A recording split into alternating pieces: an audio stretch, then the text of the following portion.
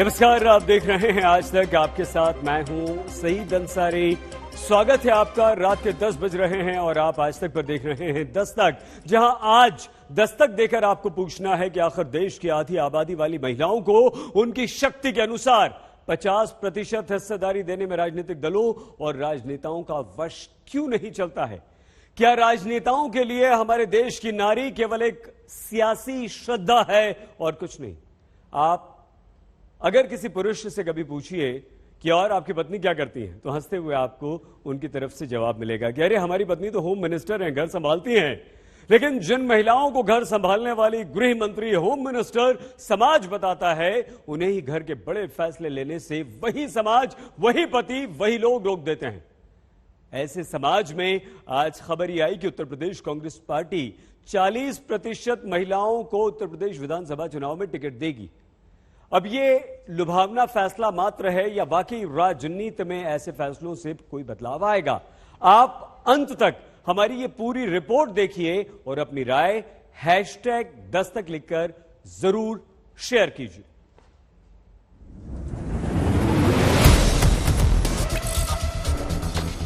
उत्तर प्रदेश में Congress party 40% ticket महिलाओं को देगी। ये फैसला महिलाओं के सशक्तिकरण के लिए है।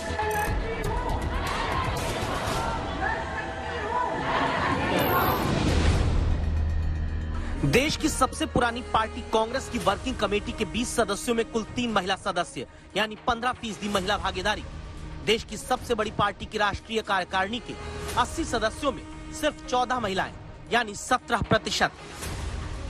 भारत में आजादी से अब तक सबसे ज्यादा सत्ता पर काबिज रहे दलों के बस में भी भारत की 50% आबादी को उनकी 50% हिस्सेदारी देना नहीं लगता। मेरा बस चलता तो 50 होता, तो लेकिन सबकी सहमति के साथ 40 तय किया है। भारत की 50% आबादी वाली महिलाओं को 50% का हक चाहकर भी प्रियंका एक महिला होने के बावजूद चुनावी राजनीति में नहीं दिला पाई। ऐसा क्यों? जवाब राजनीति में महिलाओं की हिस्सेदारी का एक बड़ा फैसला जिस कांग्रेस ने उत्तर प्रदेश में लिया, उसकी प्रेस कॉन्फ्रेंस की इसी तस्वीर में छिपा है। 10 नेता आपके सामने हैं, 7 पुरुषों के मुकाबले बीच में 3 महिला नेता, जिन्होंने पुरुषवादी राजनीतिक कब्जे के बीच में से किसी तरह 40% महिलाओं को टिकट देने का फैसला उत्तर प्रदेश में किया। हमारी पहली प्रतिज्ञा के बारे में बात करना चाहती हूं मैं। हमने तय किया है कि आने वाले विधानसभा चुनाव में उत्तर प्रदेश में कांग्रेस पार्टी 40% टिकट महिलाओं को देगी। इससे पहले 40 क्यों नहीं? शुरुआत है, 40 से शुरू करेंगे। अब मैंने कहा अगर मेरा बस चलता तो 50 होता, तो लेकिन सबकी सहमति के साथ 40 तय किया है। अगले चुनाव में 50 भी हो सकता है। भारत को आजादी मिले 75 वर्ष हो गए। भारत दुनिया का वो लोकतांत्रिक देश है जिसे अमेरिका की तरह महिलाओं को वोट दिलाने के अधिकार के लिए लंबा संघर्ष नहीं करना पड़ा। आजादी के साथ ही भारत में महिलाओं को बराबरी के साथ मताधिकार मिला, लेकिन सत्ता में आबादी के मुताबिक भागीदारी नहीं। भारत में जहां पूरे संसद की संख्या का केवल 14% महिला सांसद है, जबकि दक्षिण अफ्रीका में 43% महिला सांसद है, ब्रिटेन में 32%, अमेरिका में 24%, बांग्लादेश में 21% और रवांडा में भी 61% महिलाएं सांसद चुनी गयी।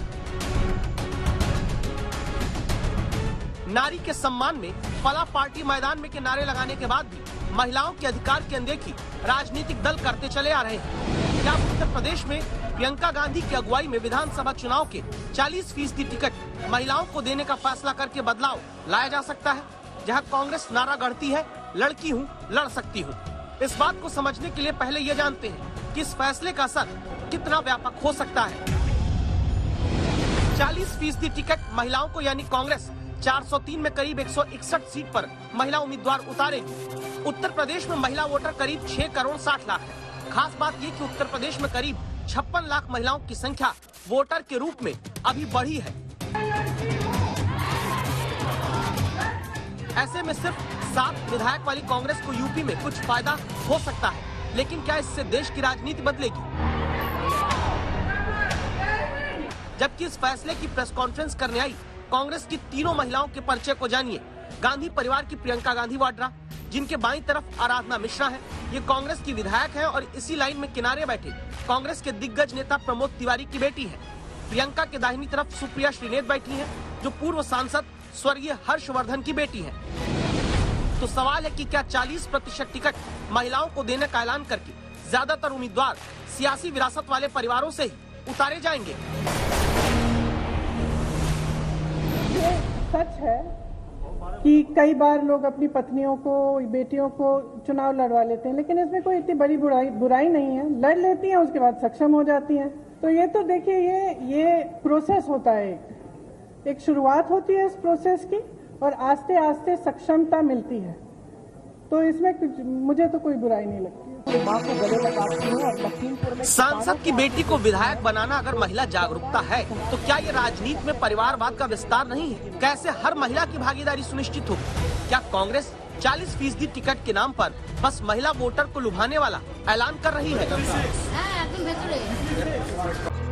महिलाओं की चुनावी हिस्सेदारी पर कांग्रेस के फैसले को लुभाने वाला इसलिए कहा जा रहा है क्योंकि संसद में 33% हिस्सेदारी महिलाओं की सुनिश्चित करने वाला महिला आरक्षण विधेयक 1996 से आज तक संसद में पास नहीं हो पाया। 25 साल बाद भी महिला आरक्षण बिल हकीकत नहीं बना। इसीलिए जब प्रियंका गांधी 40% टिकट महिलाओं को देने की बात करती है, तो इसे निरा राजनीति वो बीएसपी भी बताती है, जिनकी मुखिया महिला है, और बाकी दल भी, जो खुद भी कभी महिलाओं को उनकी आबादी के हिसाब से 50% हिस्सेदारी नहीं देते आए हैं। ये निर्णय उत्तर प्रदेश की हर एक महिला के लिए है, जो बदलाव चाहती है, जो न्याय चाहती है, जो एकता चाहती है, जो चाहती है कि आगे बढ़े उसका प्रदेश। चुनाव आ गए हैं, अब परिवार की रंगोली और पॉलिटिकल ठिठोली शुरू हो गई है। इस तरह के नारे बहुत लोगों ने देखे। इस तरह के एक्सपायर नारे जो हैं कभी भी जो है वो लोगों को अट्रैक्ट नहीं करते। महिलाओं की भागीदारी, राजनीतिक भागीदारी, उनके अधिकार सुनिश्चित रहे। समाजवादी पार्टी जब से बनी है तब से इसके लिए प्रतिबद्ध है। ये हमारा लक्ष्य रहा है, चाहे वो किसी भी वर्ग की हो।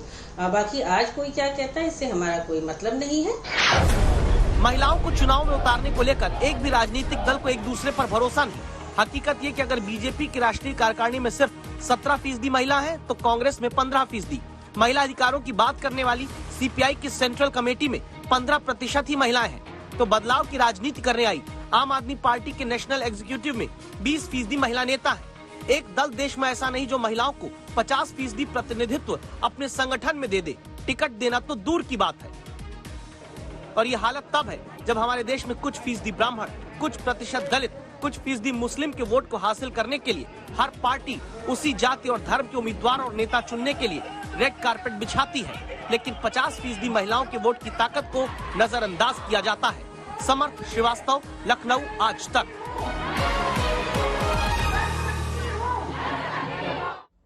नारी तुम केवल सियासी श्रद्धा हो। दस्तक की इस खबर पर आगे बढ़े उससे पहले एक बड़ी खबर पंजाब से आ रही है। कांग्रेस के पूर्व नेता और पंजाब के भूतपूर्व मुख्यमंत्री कैप्टन अमरिंदर सिंह नई पार्टी बनाएंगे, लेकिन इस पार्टी बनाने के साथ कई सारे उन्होंने कांग्रेस पर निशाना साधते हुए एक महत्वपूर्ण बात कह दी, यदि किसानों का मुद्दा सुलझ गया तो बीजेपी के साथ हम गठबंधन भी करेंगे। ये एक बड़ी बात कैप्टन अमरिंदर सिंह ने ट्वीट करके कह दी है और ये कहा कि पंजाब के भविष्य की लड़ाई जारी रखूंगा। सत्येंद्र चौहान, सीधे हम आपको लिए चलते हैं चंडीगढ़ हमारे संवाददाता के पास। क्या कहा और इससे कितना नुकसान सत्येंद्र कांग्रेस को होगा, क्योंकि कैप्टन कांग्रेस से अलग होकर नई पार्टी बना रहे हैं?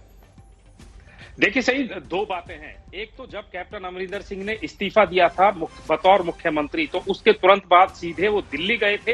हालांकि अभी भी उन्होंने कांग्रेस नहीं छोड़ी है, लेकिन दिल्ली जाते ही सबसे पहले अमित शाह से मुलाकात करते हैं और उसके बाद जैसे ही अमित शाह के साथ कैप्टन अमरिंदर सिंह की मुलाकात हो गई थी, उसी समय ये बात तय हो गई थी कि कैप्टन अमरिंदर सिंह या तो आने वाले समय में भारतीय जनता पार्टी का दामन थामेंगे या फिर कुछ ना कुछ ऐसा करेंगे जहां पर भारतीय जनता पार्टी की भूमिका कैप्टन अमरिंदर सिंह के समान बनी रहेगी। अच्छा सत्येंद्र, एक बात बता दीजिए सत्येंद्र, क्या कांग्रेस अमरिंदर को मनाएगी या बीजेपी अमरिंदर ने, कैप्टन अमरिंदर ने जो शर्त रख दी कि अगर किसानों का मुद्दा आपने सुलझा दिया, तीनों कृषि कानून वापस ले ली, तो हम आपसे गठबंधन कर लेंगे?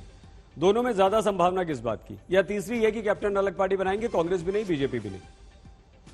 देखिए सईद, अब जो कांग्रेस के साथ कैप्टन अमरिंदर सिंह के तमाम रास्ते बंद हो चुके हैं, इसमें किसी तरह का कोई इफ एंड बट बचा नहीं है।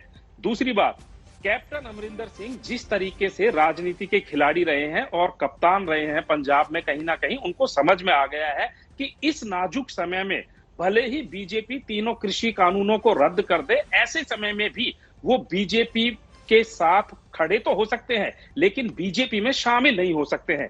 कैप्टन अमरिंदर सिंह चाहते हैं कि वो अपनी अलग पार्टी बनाएं और उस पार्टी को पूरा क्रेडिट इस बात का मिले कि कैप्टन अमरिंदर सिंह की वजह से तीनों कृषि कानून केंद्र सरकार ने रद्द कर दिए।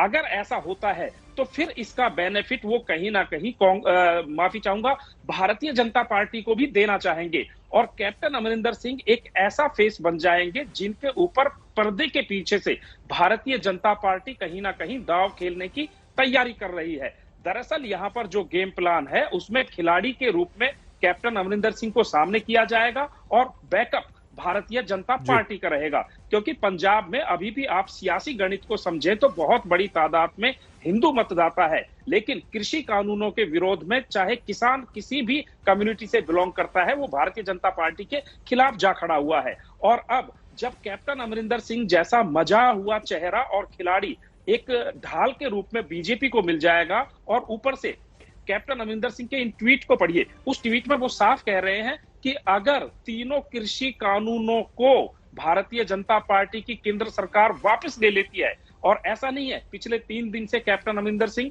दिल्ली में बैठे हुए हैं और इस दौरान भी सूत्र ये बता रहे हैं कि भारतीय जनता पार्टी के बड़े नेताओं के साथ लगातार उनकी बैठकों और मीटिंग्स का दौर चल रहा है। तो कुल मिलाकर पंजाब के विधानसभा चुनावों में अब एक नया फ्रंट कहीं ना कहीं एक नए खिलाड़ी के रूप में पंजाब की राजनीति में आ गया है और इसके अब सियासी जो है गुणा भाग जमा अब ये कल से शुरू हो जाएगा। और सूत्र ये भी बता रहे हैं कि समय विधानसभा चुनाव का कम है, कैप्टन अमरिंदर सिंह बहुत जल्द अपनी पार्टी का ऐलान कर सकते हैं। सही, फिलहाल आज की जो परिस्थितियां हैं सत्येंद्र, उसमें कांग्रेस, कैप्टन अमरिंदर सिंह, बीजेपी, कौन फायदे में दिखता है? देखिए, अभी तक अगर इस पूरे मुकाबले की बात करें तो अभी कैप्टन अमरिंदर सिंह का पलड़ा अगर बीजेपी बैक करती है और तीनों कृषि कानूनों को वापस ले लेती है, क्योंकि पंजाब की सियासत में आज के दिन सबसे बड़ा मुद्दा है कृषि कानूनों का जी। और इन कृषि कानूनों की वजह से अकाली दल के नेताओं को, आम आदमी पार्टी के नेताओं को, या फिर यूं कहें कांग्रेस के भी मंत्रियों, नेताओं, यहां तक नवजोत सिंह सिद्धू को भी किसानों का विरोध सहना पड़ा है। और ऐसे में अगर कैप्टन अमरिंदर सिंह ये क्रेडिट लेते हैं, एक बड़ा श्रेय लेते हैं कि उनकी वजह से केंद्र सरकार तीनों कृषि कानूनों को वापस लेने पे मजबूर हुई है, तो जाहिर सी बात है कैप्टन अमरिंदर सिंह एक बड़े दांव के रूप में पंजाब की राजनीति में नया कदम रखेंगे। और इस कदम के पीछे इसमें किसी तरह की कोई शक, गुंजाइश या फिर संदेह नहीं रखना चाहिए कि भारतीय जनता पार्टी कैप्टन अमरिंदर सिंह को बैक नहीं करेगी। सही, ठीक है सत्येंद्र, तो इस बात की अब कितनी संभावना है कि भारतीय जनता पार्टी बीजेपी किसानों से जो पिछले 9-10 महीने से लड़ाई लड़ रही है, वो पंजाब में कैप्टन के साथ अपनी उपस्थिति दर्ज करवाने या आगे बढ़ने या सत्ता हासिल करने के लिए इस मुद्दे पर कैप्टन के साथ बैठकर बात कर ले, कोई ना कोई फैसला कर ले, कितनी संभावना है इस बात? देखिए, जिस तरीके से पर्दे के पीछे खेल चल रहा है, और अगर आपको याद हो जब कैप्टन अमरिंदर सिंह मुख्यमंत्री के पद से इस्तीफा देकर दिल्ली पहुंचे तो उस समय तो यहां तक भी कयास लगाए जा रहे थे कि captain Amarinder Singh Bharatiya Janata party join भी कर सकते हैं। लेकिन अगर सईद आप इस पूरे घटनाक्रम को पंजाब तक जोड़ रहे हैं तो वो कहीं ना कहीं गलतफहमी है। इसके राजनीतिक मायने बहुत ज्यादा है, पंजाब से ज्यादा उत्तर प्रदेश है। उत्तर प्रदेश में, पश्चिमी उत्तर प्रदेश को आप देखिए, वहां पर 100 सीटें ऐसी है जो कहीं ना कहीं जाट बाहुल्य है और एक बड़ा किसान इलाका है। और उस किसान इलाके में भी हरियाणा, क्योंकि हरियाणा का भी यमुना से लगता हुआ पूरा इलाका कहीं ना कहीं एक प्रॉपर जाट बेल्ट है। तो यहां पर भारतीय जनता पार्टी के लिए सरदर्दी सिर्फ पंजाब में नहीं है, कहीं ना कहीं यूपी में भी उन्हें एक पर्टिकुलर कम्युनिटी और एक पर्टिकुलर बेल्ट का सामना करना पड़ रहा है। और अगर किसानों का ये मसला खत्म होता है तो भारतीय जनता पार्टी को पंजाब के साथ साथ हरियाणा और उत्तर प्रदेश में भी सियासी फायदा होना लाजमी है। सही, तो कितनी संभावना आपको इस बात की लगती है सत्येंद्र कि बीजेपी कैप्टन अमरिंदर की ये कि किसानों का मुद्दा हल कर दीजिए, हम आपके साथ गठबंधन कर लेंगे, कितनी संभावना कि बीजेपी ये बात मान लेगी? सही, देखिए बिल्कुल वाजिब सवाल आपने किया है और इस सवाल के जवाब को पूरा उत्तर भारत या फिर यूं कहेंगे भारत देख रहा है। और यहाँ पर संभावना इसलिए है कि कैप्टन अमरिंदर सिंह कभी हल्की बात नहीं करते हैं, वो बेबाक बोलते हैं, बिंदास बोलते हैं और राजनीति के मजे हुए खिलाड़ी हैं। अगर उन्होंने इतनी बात कही है और वो कह रहे हैं कि मैं अपनी पार्टी बनाऊंगा और भारतीय जनता पार्टी का नाम ले रहे हैं, इससे ज्यादा अगर आप पंजाब में देखें आम आदमी पार्टी भी है, अकाली दल के लेकर उनके ऊपर बड़े आरोप लगते रहे कि अकाली दल के सहयोगी के रूप में कैप्टन अमरिंदर सिंह काम करते रहे हैं और सबसे ज्यादा मुखालफत उनकी इसी बात को लेकर हुई है। लेकिन कैप्टन अमरिंदर सिंह ने किसी भी पार्टी का नाम नहीं लिया है, उन्होंने नाम लिया है तो भारतीय जनता पार्टी का लिया है। और इससे पहले जितनी भी मुलाकातें हो रही हैं, जितनी भी बातें हो रही हैं, जितनी भी चर्चाएं हो रही हैं, वो सब भी उनकी भारतीय जनता पार्टी के नेताओं के साथ हो रही हैं, चाहे गृह मंत्री हो, यहां तक कि ये भी सूत्र बता रहे थे कि कैप्टन अमरिंदर सिंह पिछले लंबे समय से प्रधानमंत्री मोदी से भी मिलना चाह रहे थे, लेकिन जेपी नड्डा के साथ उनकी मुलाकात हुई है। तो जिस तरीके से बातों का, मुलाकातों का और चर्चाओं का दौर चल रहा है, उसमें ये कतई साफ है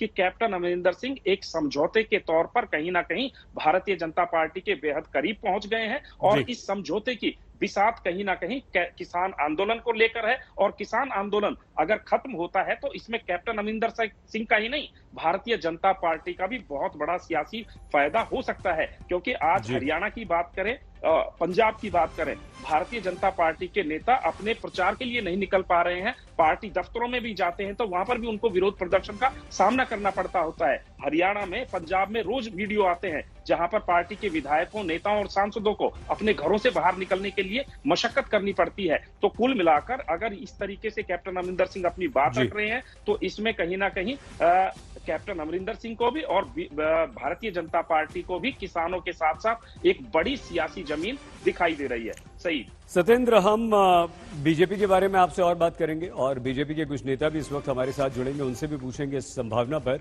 लेकिन क्योंकि कैप्टन अगर नई पार्टी बनाएंगे तो ये तय है कि जो मौजूदा कांग्रेस है उसमें से बहुत सारे लोग जाएंगे। कितनी बड़ी टूट आप कांग्रेस में देखते हैं आगे? देखिए सही, राजनीति दरअसल समय का खेल होता है और अगर समय बीतता जाता है, कैप्टन अमरिंदर सिंह को इसका बिल्कुल अंदाजा हो गया है कि वो ज्यादा देरी करेंगे तो उसका सियासी नुकसान कैप्टन अमरिंदर सिंह को उठाना पड़ सकता है। क्योंकि जो उनके चाहने वाले हैं, अगर पंजाब कैबिनेट की बात करें, चरणजीत सिंह चन्नी ने मुख्यमंत्री बनने के बाद कैप्टन अमरिंदर सिंह के जो खासम खास 5 बड़े कैबिनेट मंत्री थे उनको बाहर का रास्ता दिखा दिया। इतना ही नहीं, तकरीबन दर्जन भर के करीब विधायक ऐसे हैं जो कहीं ना कहीं कैप्टन अमरिंदर सिंह के साथ अपनी सियासी नैया पार लगाने के साथ बैठे हुए थे और कैप्टन अमरिंदर सिंह ही उनको राजनीति में लेकर आए थे। और इसे महज संयोग नहीं कहा जा सकता कि सुखपाल खैरा जो पहले आम आदमी पार्टी में थे, हाल ही में कांग्रेस पार्टी ज्वाइन करी थी, वो भी आज इस्तीफा दे देते हैं। सत्येंद्र, हम आगे आपसे और बात करेंगे। फिलहाल बहुत धन्यवाद सत्येंद्र जॉन। हमारे संवाददाता बता रहे थे कि किस तरह से कैप्टन ने अलग पार्टी बनाने की बात कर दी है और बीजेपी के लिए यह कह दिया है कि अगर किसानों के मुद्दे आप किसानों के पक्ष में हल कर देते हैं तो हम आपके साथ गठबंधन करेंगे। हम दस्तक पर फिर से लौटते हैं। एक आम आदमी के घर का बच्चा शराब पीकर कार चलाए, गाड़ी चलाए तो कानून के तहत उस पर कार्रवाई होती है, उसे जेल हो जाती है। लेकिन अगर विधायक के घर का बच्चा शराब पीकर गाड़ी चलाने का आरोपी बने तो उसको पुलिस कार्रवाई से बचाने के लिए महिला विधायक और उनके नेता पति थाने में जाते हैं, धरने पर बैठ जाते हैं। पुलिस वालों को क्या धमकाएंगे और ये कहेंगे कि अरे बच्चे ही तो हैं, थोड़ी सी पी ली तो क्या गलती कर दी। इस तरह से बच्चे को आप रात को सस्पेंड हुआ है, करता है पूरा वीडियो, क्या फर्क पड़ गया? जेल भेजेगा क्या मेरे को? भेजे तेरी मां को जेल, मेरे को जेल भेजूंगी आप?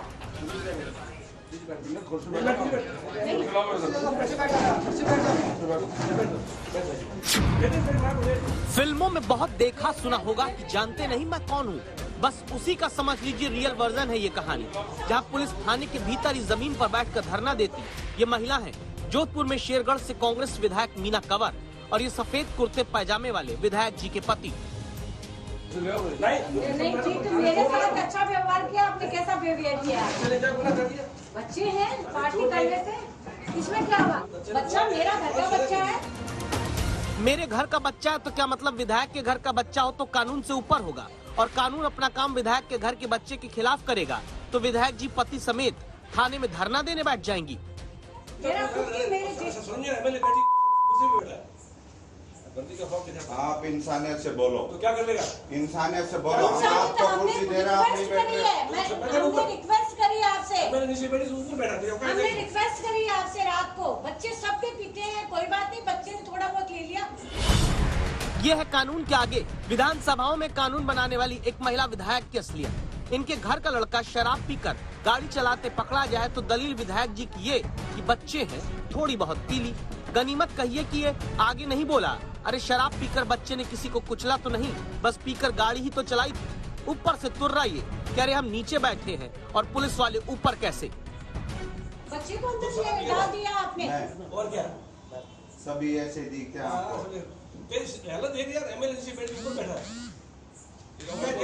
अभी तो समझ जाओ।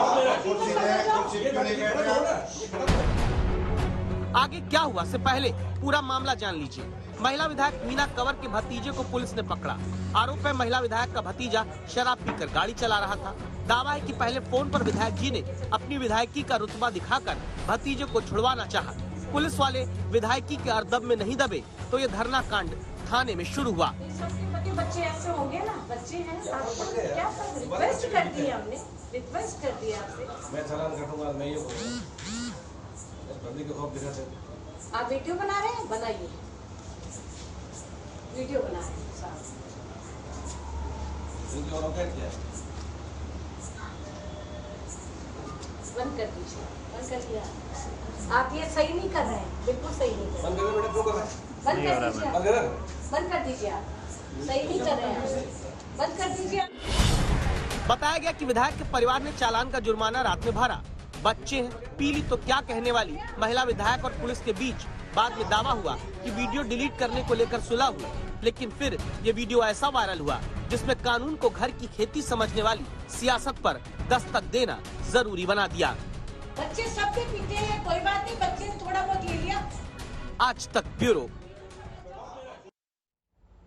पंजाब के पूर्व मुख्यमंत्री कांग्रेस के नेता कैप्टन अमरिंदर सिंह अलग पार्टी बनाएंगे। बीजेपी के साथ जाने के उन्होंने संकेत दिए हैं।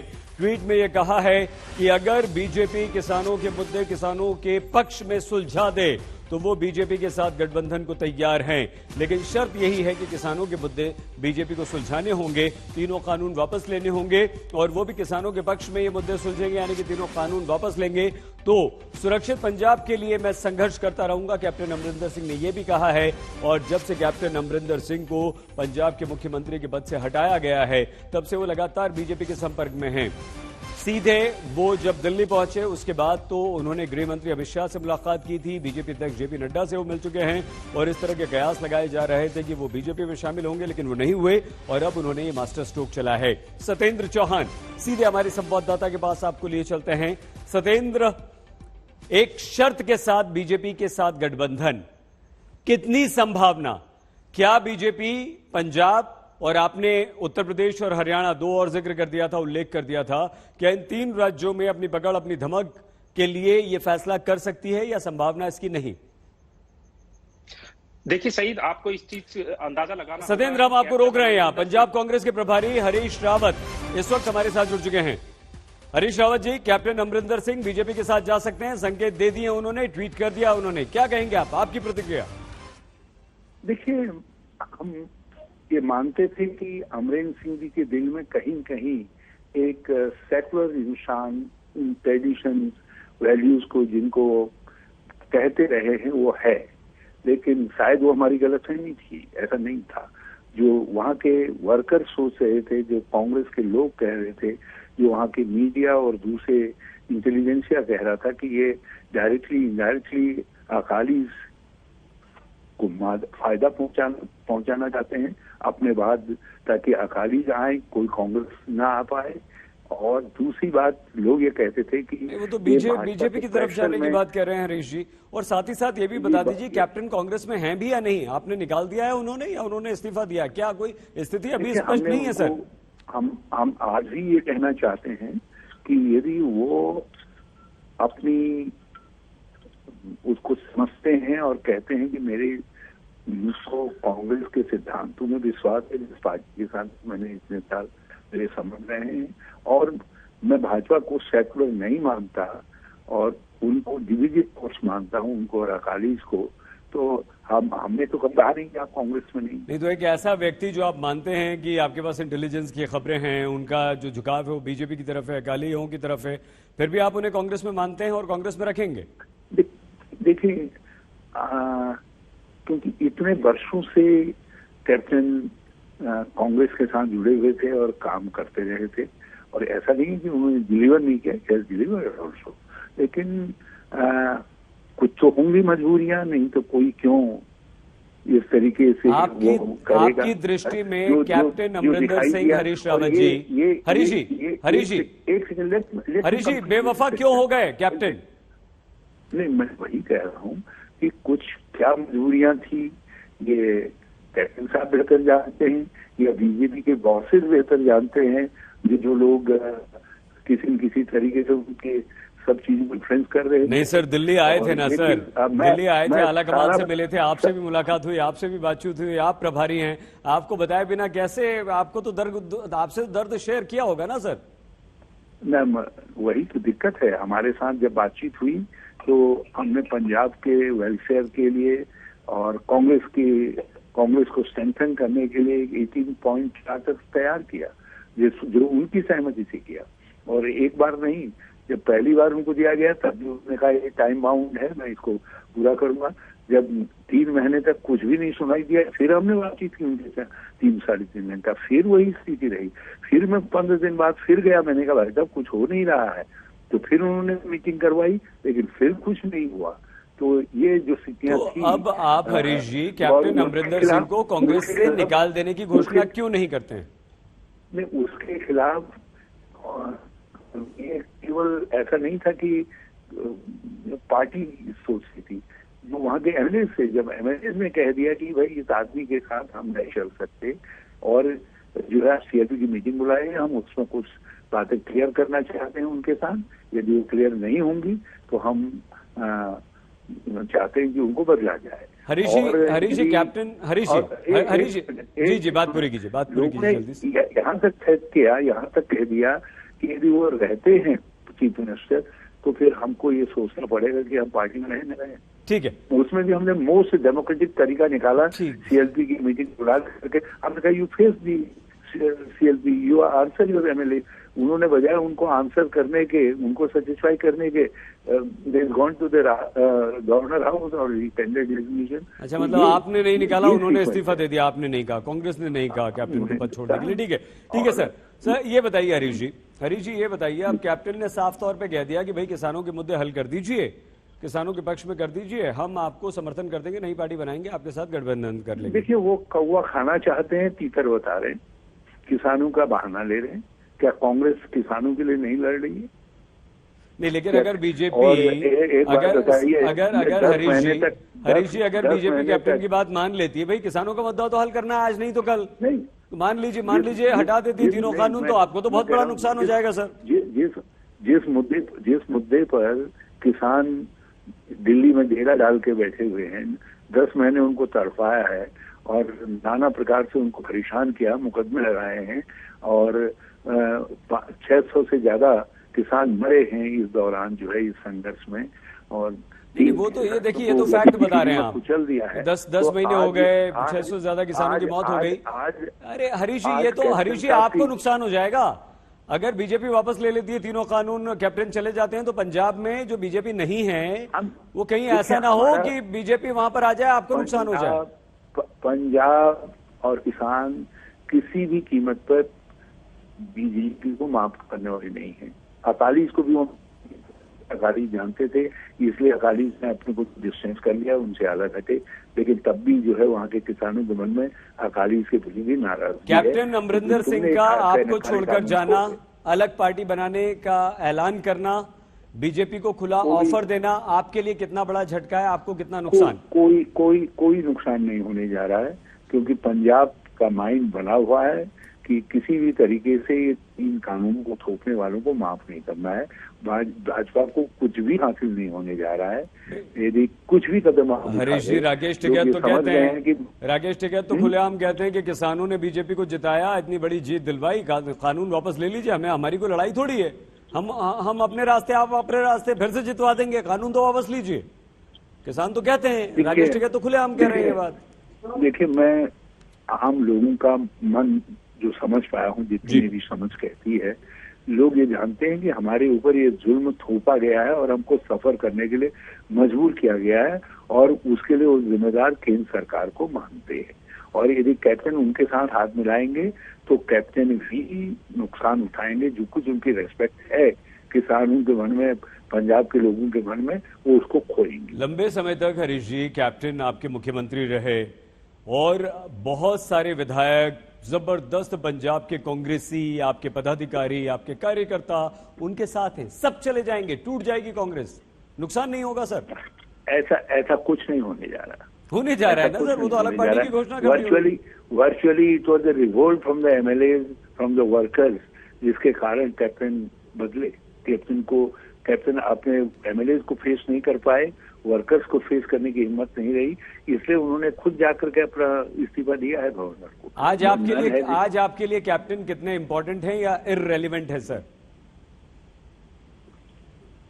हरीश जी? वो हमारे मन में, पार्टी के मन में उनके लिए आदर था, रहेगा, मगर एक भटके हुए व्यक्ति के तौर पर कि वो, या अकालीज के साथ उनका क्या संबंध है भगवान जाने।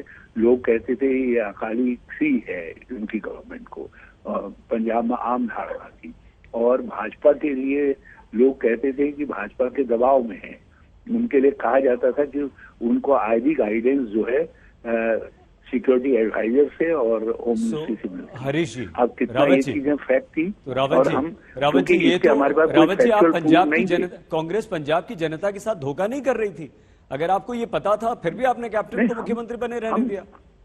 हम निरंतर कैप्टन साहब से कह रहे थे कि ये धारणा बन रही है लोगों की, लोग ये कह रहे हैं, खुल करके कह रहे हैं, और आप सुधारिए इसको। क्योंकि इतने साल तक जो व्यक्ति जो है सर्व करता रहा है पार्टी को भी और पंजाब को भी, तो आप, ऐसा नहीं है कि कोई ऐसे निकाल दिया जाता है किसी को या किसी को हटा दिया जाता है। हमारी डेमोक्रेटिक पार्टी है, हमको लोगों की काउंसिलिंग करनी पड़ती है। कहीं गलत है जब तो पार्टी सामूहिक रूप से सलाह देती है, और वो सलाह हमने दी उनको निरंतर। हमने बड़गाड़ी और ड्रग के इशू पर उनसे कहा कि आपको इफेक्टिव कदम उठाना चाहिए, आप उनको सील करके गलत कर रहे हैं। रावत जी, क्या आपको डर लगता है कि कैप्टन अगर औपचारिक तौर पर अलग हो जाते हैं या आप उन्हें कांग्रेस से निकाल देते हैं तो आपको नुकसान होगा? क्यों नहीं निकालते हैं उन्हें आप? देखिए, ये तय करना आफ्टर ऑल इतने समय के संबंध के बाद हम नहीं चाहते कि उनको ये कहने का मौका मिले कि कांग्रेस ने मुझे हटा दिया। हम चाहते हैं कि उनको लगता है कि भाजपा इतनी अच्छी है तो भाजपा के साथ जाए ना। सर, अब बचा क्या है? नई पार्टी का ऐलान, बीजेपी को ऑफर, फिर भी आप नहीं निकालते हैं तो शक आपके मंशा पे होता है कि आपको क्या डर है? आप क्यों ऐसे व्यक्ति को नहीं निकालना चाहते जो आपके विरुद्ध खड़ा हो रहा है, आपकी सरकार को गिराना चाहता है, आपको कमजोर करना चाहता है? एक नई पार्टी को बनाने का अर्थ केवल यह है कि कौवा खाना है, तीतर बता करके खाना है। नई पार्टी इसलिए बना रहे हैं। ठीक है हरीश जी, किसी को भी, जिसको बीजेपी की मदद करनी है, अकालीज की मदद करनी है, दूसरों की मदद करनी है, तो वही इस तरीके का कदम उठाएगा। वोट कचुए की भूमिका है उनकी। ठीक है रावत जी, लेकिन फिर भी आप पार्टी में ही रखेंगे, और अगर उन्हें ज्ञान बोध हो जाएगा, गलती का एहसास होगा तो अपनी पार्टी में ही रखेंगे, फिर से रख लेंगे। बहुत धन्यवाद सर। उनके बयान आपने खुद कहा कि अगर उन्हें गलती का एहसास हो जाए तो वो रहेंगे कांग्रेस में। बहुत धन्यवाद हरीश रावत जी, प्रभारी पंजाब कांग्रेस आज तक से बात करने के लिए। हरीश रावत जी।